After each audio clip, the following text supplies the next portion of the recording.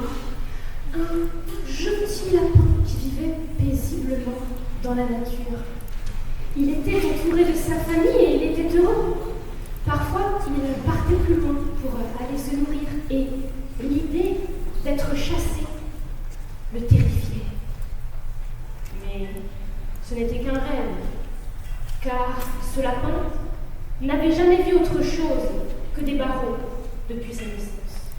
Au fond de lui, il ne savait même pas à quoi ressemblait la nature. Tous les animaux ne sont pas égaux. Quand certains attendent dans l'abattoir, d'autres se font adopter par des humains. Et ce lapin n'avait pas eu cette chance. Détrompez-vous, cette histoire n'est pas arrivée qu'à ce lapin.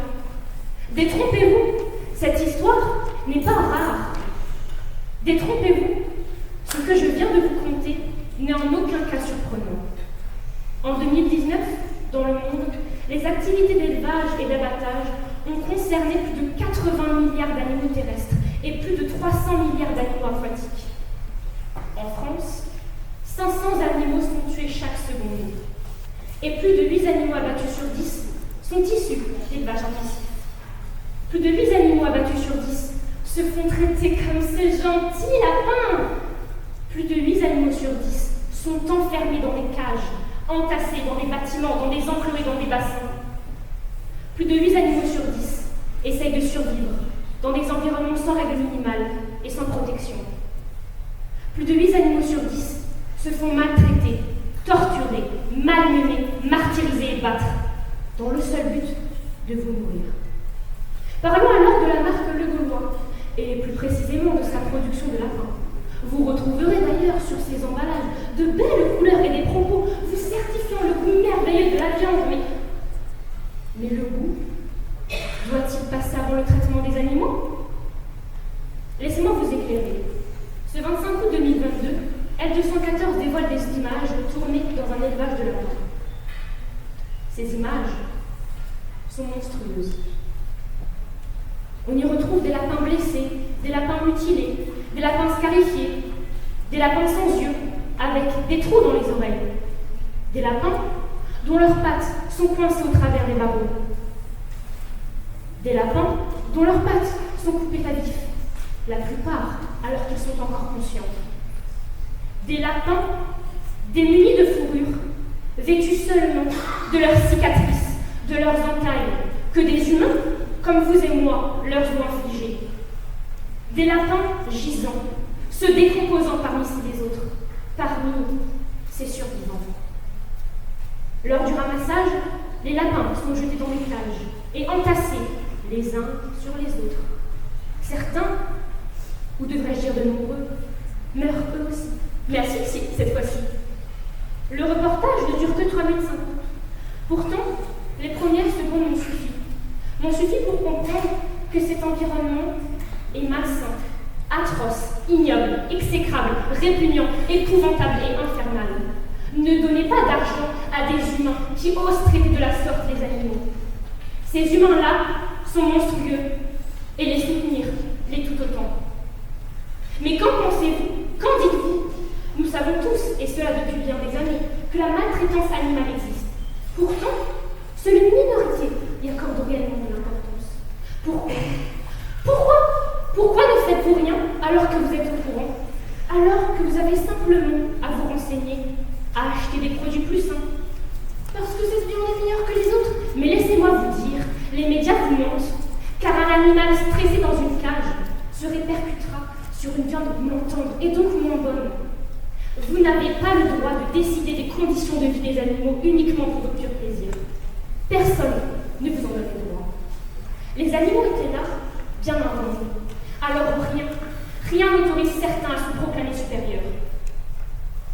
Et je ne suis pas là pour vous changer votre relation avec la viande. Moi, si je suis là, c'est pour que vous preniez conscience, pour de bon, de leurs conditions de vie. C'est pour vous ouvrir les yeux. C'est pour vous faire comprendre que vous pouvez changer les choses. Et oui, vous pouvez signer des pétitions. Vous pouvez boycotter des marques.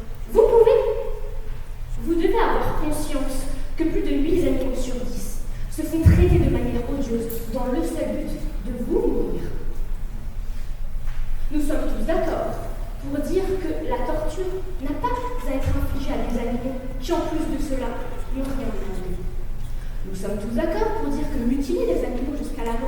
est intolérable. Eh bien, les lois sont aussi d'accord avec vous. Article L654 du Code rural et de la pêche maritime. L'exploitant de chaque établissement d'abattage désigne, pour l'aide à assurer le respect des mesures de protection des animaux au moment de leur mise à mort et des opérations annexes, une personne responsable de la protection animale. Depuis un arrêté de 1997, retranscrit depuis dans le Code rural et encore réaffirmé en 2013, la prise en compte du bien-être animal est une obligation pour toute entreprise d'abattage. Le Code précise que toutes les précautions doivent être prises en vue d'épargner aux animaux toute excitation, douleur ou souffrance évitable pendant toutes les opérations entourant la mise à mort. Le respect des règles établies en ce sens doit, normalement, être vérifié par les services vétérinaires. De plus, les mises à mort des animaux doivent être encadrées pour limiter les souffrances et garantir la sécurité sanitaire. Mais rassurez-vous, le Gaulois n'est pas la seule enseigne qui ne respecte pas ces lois. Dans une nouvelle enquête, le CIWF lève le voile sur l'élevage des poissons. Dans les élevages piscicoles, les poissons sont entassés dans des espaces confinés. La plupart du temps, l'eau, devenue sale et polluée, rend les poissons plus vulnérables aux maladies, aux infections et aux parasites. Pour les traiter, les éleveurs utilisent des produits chimiques et des antibiotiques qui nuisent au milieu marin, aux consommateurs de ces poissons, ainsi qu'au bien-être de ces poissons. Dans bien des élevages piscicoles, la méthode d'abattage classique consiste à sortir les poissons de l'eau et à les laisser lentement se noyer à l'air libre. Avec cette méthode, il arrive que ces animaux en détresse mettent plus d'1 heure à mourir. Et dans le pire des cas, vraiment le pire, les poissons sont préparés alors qu'ils sont encore conscients par l'éviscération. Mais il y a aussi Bigard! Et oui, cette marque-là aussi. Thomas Zaidi, un enquêteur de la 214, s'est fait embaucher au sein des services vétérinaires officiels d'un abattoir du groupe Bigard pour les marques Charal et Socopa. Il rapporte que chaque jour, des vaches gestantes sont transportées à l'abattoir. Thomas a ainsi pu filmer des fœtus de tout âge au milieu des panses et des intestins des vaches abattues. Certains étaient sur le point de naître. Ces vaches n'auraient jamais dû arriver à l'abattoir, puisque la réglementation interdit de les transporter au-delà de leur 8e mois de gestation. Morts par suffocation dans l'utérus de leur mère, les fœtus sont ponctionnés de leur sang. Le sérum en est extrait puis est revendu à l'entreprise Serafrance. Il vaudrait mieux que je m'arrête là. Mais sachez qu'il y a encore, et malheureusement, de nombreux cas similaires. Rappelons simplement ce que le Code rural promulgue. Toutes les précautions doivent être prises en vue d'épargner aux animaux toute excitation, douleur ou souffrance évitable pendant toutes les opérations entourant la mise à mort. Ces enseignes se moquent de nous, se moquent des animaux, ils nous mentent. Tuer des animaux pour en nourrir d'autres est ce que l'on appelle le cycle de la vie. En revanche, nous sommes les seuls à les traiter comme des objets, et là est le problème. La moindre des choses est que ces animaux destinés à l'abattoir vivent dans des conditions respectables, comme certaines poules élevées à l'air frais. Maintenant, continuons notre combat. Privilégiez la boucherie et les grandes enseignes. N'oubliez pas, les élevages intensifs sont malsains, atroces, ignobles, exécrables, répugnants, épouvantables et infernaux. Ne les laissons pas faire, ne les soutenons pas. J'espère que le Gaulois a honte de la manière dont il traite ses lapins. J'espère que les éleveurs piscicoles ont honte de la manière dont ils traitent leurs poissons.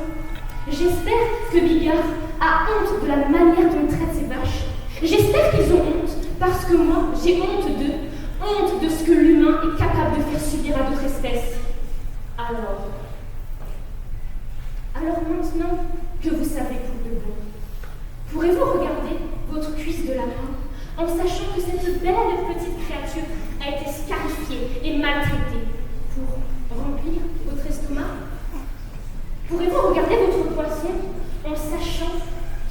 préparé vivant pour remplir votre estomac? Pourrez-vous regarder votre steak en sachant qu'il est dans votre assiette? Car cette vache que vous êtes en train de digérer a perdu son enfant pour remplir votre estomac? Pourrez-vous regarder votre volaille comme vous regardez vous?